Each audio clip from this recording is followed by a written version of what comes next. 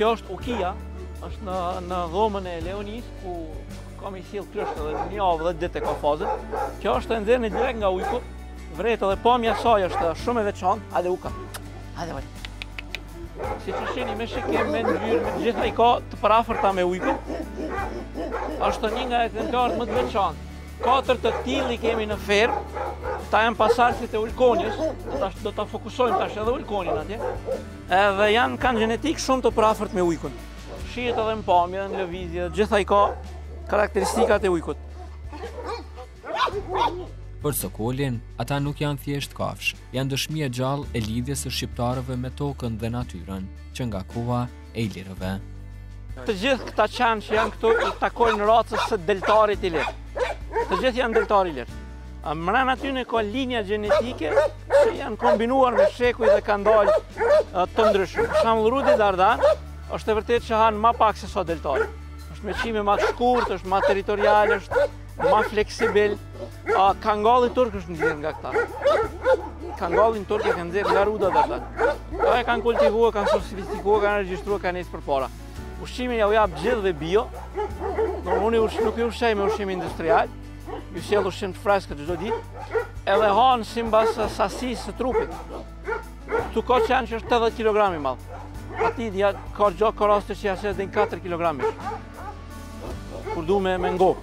Ka qenë që është me 25, 27, 30 kg. Ati normalisht është më pak. Se masa e tij trupore kërkon më. Ata nuk janë qenë që vrapojnë, ata janë qenë që jetojnë brenda një territori, nuk harxojnë shumë kalori sikurse deltarë që shkojnë mas deleve. Kështu që ushqimin nuk e kanë shumë nevojë primare. Kretë ky projekti ndoshta kur po flasim ka qenë ndoshta me idenë që ju t'i themi t'i bëni ata më social, të mos i lëni që kjo racë të shuhet. Çka ka qenë ndoshta synimi ju, sepse ne shohim që kemi shumë ferma të ndryshme, të cilët mbajnë raca të tilla për bagëtitë e tyre, por jo që kujdesen kaq shumë. Çka po ndodh kryesisht? Vazhdojmë.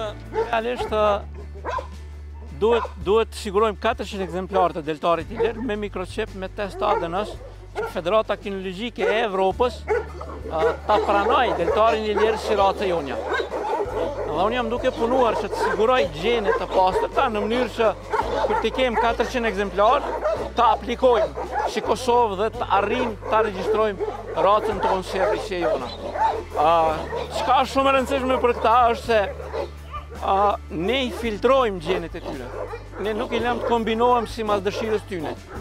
Ne i mbajmë ta këta gjithë janë qenë të boksit, nuk kanë tendencë të dalin jashtë, janë të trajnuar që të jetojnë brenda boksit, sipas kushteve që ne o kemi caktuar. Dhe na intereson pastrimi genetik të së tyre.